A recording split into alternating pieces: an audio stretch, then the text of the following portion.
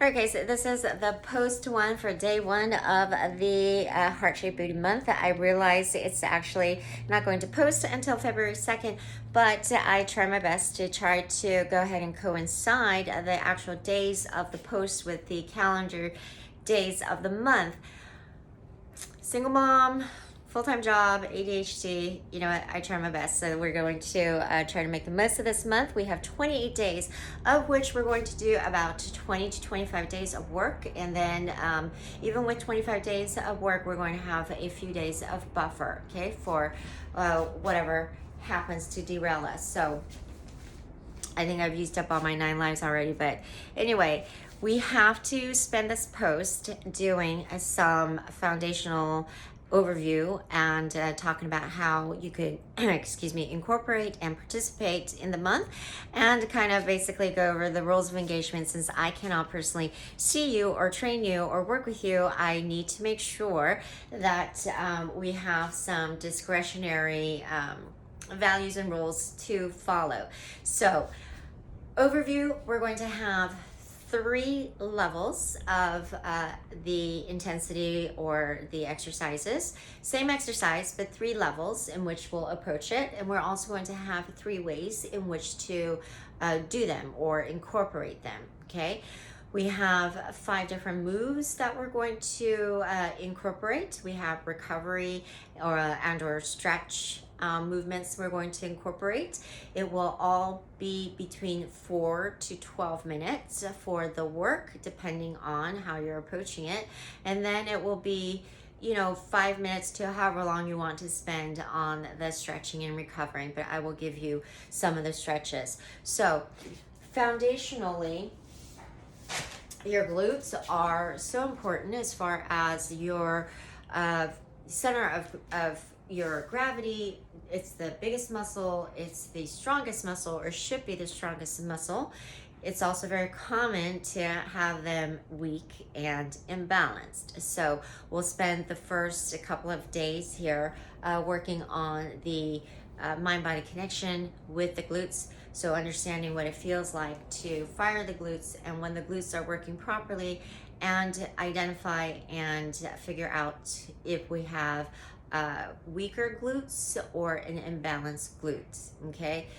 Imbalance on either side as far as strength, that's fairly common. So we want to first identify it so then we could proceed for the rest of the month figuring out which tier and how you should incorporate it, okay? So going back to the tiers, and again, this is for everyone. You don't really need any equipment, short amount of time. And then I'll have the calendar that you could print out in a couple days that will help you follow along and figure out which method you're going to incorporate. Anyway, it's not complicated. It's just I just need to spend this time explaining the overview and the rules of engagement. Number 1 rule is that if you are already in a state of experiencing lower back pain, especially the lower back pain, lower back meaning like right almost on the top of your glutes, right above your glutes. If you're experiencing pain in this area already, we're going to have to just assume that it's due to a weaker glute, since I cannot fully assess you. So I'm going to ask you to focus more on the starter level. So that's 1 level. The next level is moderate. The next level is step up. Remember, I do not like to categorize people into levels of beginner or advanced, okay, because we all have different abilities, and we all have different abilities on different days, okay? So what we're doing with the categories of the tiers of exercise, or the levels, the tiers of the levels, is that we're basically building on the foundation of the strength and balance, or correcting the imbalances as the focus for the starter level, and then that will be included in the subsequent levels. But the moderate would be for people who have some experience with exercising, lifting, whatever, it's not unfamiliar to you. And then the step up, that is just meaning that you now have the option, if you've identified that you have the strength, now you have the option to level that up by increasing the load. We're not increasing the complexity, okay, because normally that's how we could do it, as well as leveling up the intensity or the level of a move. We incorporate either complexity and or load, but this case our complexity is going to stay the same for everyone. Your option to increase the level to the step up will be the load, so go ahead and use your booty band or weights or whatever you have. We'll have those options. And or you're going to increase the time or the reps. Now, how you incorporate whichever level you're working on, you now have to decide as you go along, or figure out by day 3, you should be able to figure this out, how you're going to incorporate it for the most part. So there's 3 ways. You're going to work until failure, meaning that could be 5 reps for you, could be 50 reps for you. Failure meaning you have burnout and you cannot do one more rep in that set, okay? Or we're going to stick with a prescribed number of reps. Usually it's 20 to 30. Prescribed number of reps, however long it takes. Otherwise, you're going to focus on time. So each round, okay, of all the different sets of exercises, which will only be between 1 and 4, depending on whether we have unilateral work going on. We're going to count each round as about 4 minutes, so that you could level that up by either doing another round. Okay, so tack that on if you're already working out, or have some exercises or workouts planned. Then you could just use this as a bonus, and in order to make it easier for you to plan, just plan on the fact that it will be 4-minute rounds. So just additional 4 minutes or 8 minutes. So overall, it shouldn't take any of us more than 4 minutes to about 15 minutes to complete the exercise portion, and then we'll have about 5 minutes of recovery work, and then you could go on with that for as long as you please. So those are the 2 main ways that we're going to approach this month.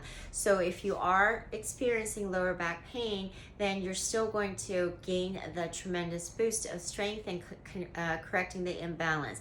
If you do nothing else, after the month, so after you've seen some benefits, some results, if you do nothing else, you could end up losing some of those visible gains. So what I want to make sure that you still have to carry over, no matter what you do, okay, everyday life or continuing to train in exercising, that this month will give you make sure that you have the correct firing of the glutes, that we've worked on the imbalances, so that whatever you do thereafter, you still know how to engage the glutes. So that is the kind of the buzzword, right? I don't know if you heard about sleepy butt or lazy butt, or weak glutes, or you're letting the quads take over or the hamstrings take over.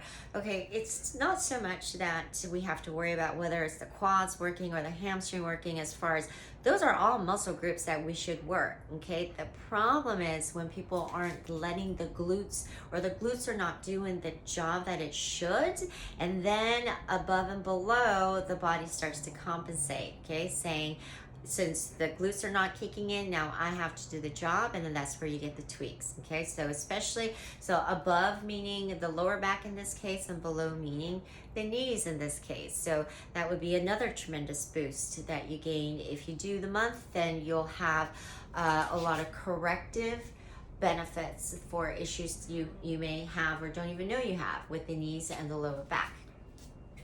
Okay, so I want to make sure that we have the foundational work done to build on. So it will be 2-3 days of assessment work, all of which will actually count as the exercises, but they're going to be exercises specifically geared to identify your weaknesses and your imbalances, so that you know how to proceed with the other rounds of exercises for the rest of the month. Okay, so the first exercise, oh, and I just want to throw in one more thing. The 5 types of movements that we're going to do, since we have different areas of the glute, right?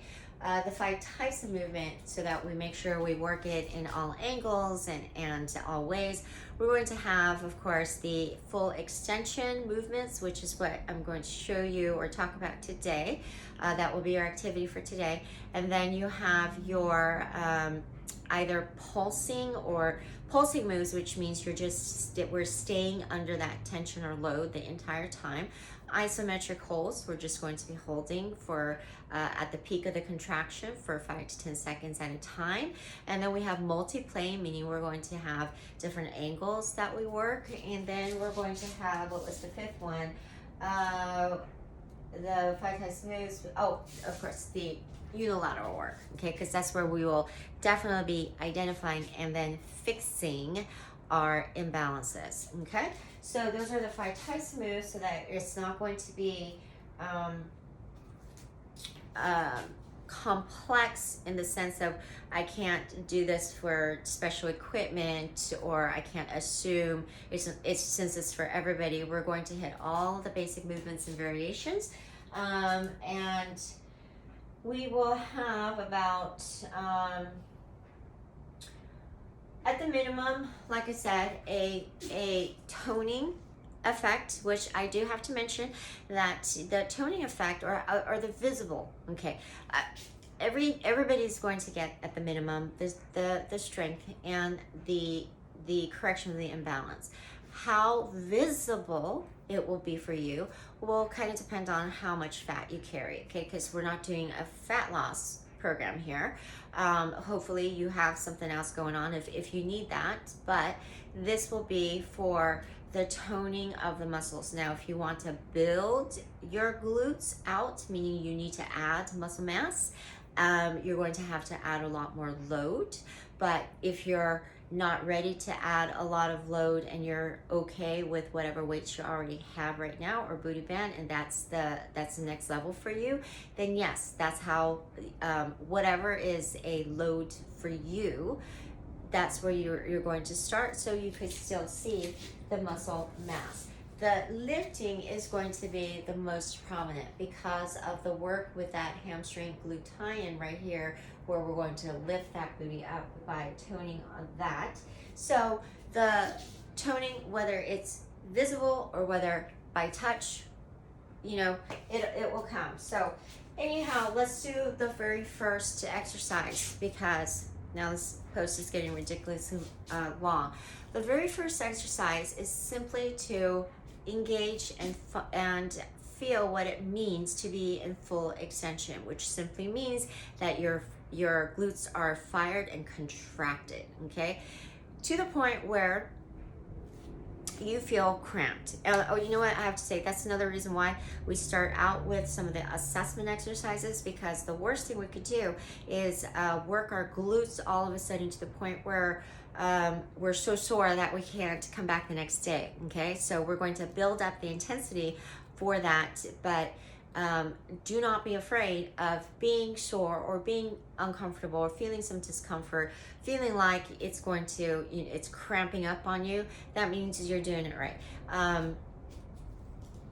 So we want to basically ramp it up so that we don't lose out on the volume, we don't lose out on the time, or we don't lose out on the reps that we could do just because we did too much one day and then ended up too sore to do anything the next day, okay? So very first exercise, the contraction. We're simply going to stand, and you could place your flat of the hands right in front of your top of your thighs like this, just to give this idea, especially if you're looking at yourself in the mirror, just to give this idea of having a very